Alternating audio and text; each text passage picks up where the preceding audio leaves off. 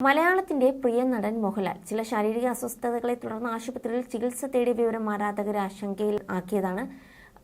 കടുത്ത പനിയും ശ്വസന സംബന്ധമായ പ്രശ്നങ്ങളെയും തുടർന്നാണ് മോഹൻലാൽ ചികിത്സ തേടിയത്. മെഡിക്കൽ ബുള്ളറ്റിൻ പുറത്തു വന്നതോടെ അതിൽ മ്യാൽജിയ എന്ന അസുഖത്തെക്കുറിച്ചും പറയുന്നുണ്ട്. എന്താണ് മോഹൻലാലിനെ ബാധിച്ച ഈ മ്യാൽജിയ? എന്താണ് രോഗലക്ഷണങ്ങൾ? പേശികളിൽ അനുഭവപ്പെടുന്ന വേദനയെ സൂചിപ്പിക്കാൻ സാധാരണയായി ഉപയോഗിക്കുന്ന ഒരു പദമാണ് മ്യാൽജിയ. ശ്വസന വ്യവസ്ഥയുടെ ഭാഗമായ മൂക്ക്, തൊണ്ട, ശ്വാസകോശം എന്നിവയിലെ അണുബാധ അല്ലെങ്കിൽ കായിക അധ്വാനവുമായി ബന്ധപ്പെട്ട പേശിവേദന എന്നിവയുടെ അനന്തരഫലമായിരിക്കാം മ്യാൽജിയ എന്ന അസുഖം.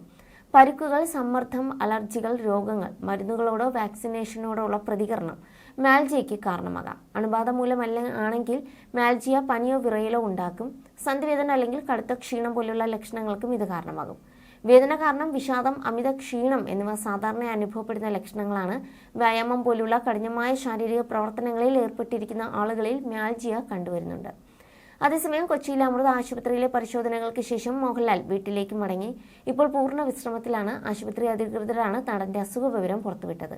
താരത്തിന് 5 ദിവസത്തെ വിശ്രമമാണ് ഡോക്ടർമാർ നിർദ്ദേശിച്ചിരിക്കുന്നത്. തിരക്കുള്ള സ്ഥലങ്ങളിൽ സന്ദർശനം ഒഴിവാക്കണമെന്നും നിർദ്ദേശമുണ്ട്.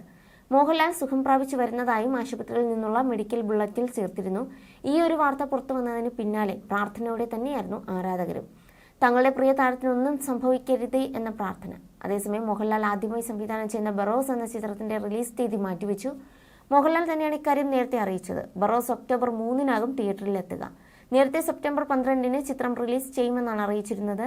ബറോസിന്റെ ഛായാഗ്രാഹകനെ നിർവഹിച്ചിരിക്കുന്നത് സന്തോഷ് ശിവനാണ്. ജിജോ പുനീസ് എഴുതിയ കഥയിൽ എടുക്കുന്ന ചിത്രം 3Dയിൽ എത്തുമ്പോൾ ആകെ ബജറ്റ് 100 കോടിയായിരിക്കുമെന്ന് റിപ്പോർട്ടുണ്ട്. നിർമ്മാണം ആന്റണി പെരുമ്പാവൂരാണ്. മോഹൻലാൽ നായകനാകുന്ന ഒരു ഫാന്റസി ചിത്രമായിരിക്കും ബറോസ്. മാർക്ക് കില്ലിയനും ലിഡിയൻ നാദസ്വരവും സംഗീതം പകരുമ്പോൾ നായകനായ മോഹൻലാലിന്റെ ബറോസ് കഥാപാത്രത്തിന് 300 വയസ്സെന്നും റിപ്പോർട്ടുണ്ട്.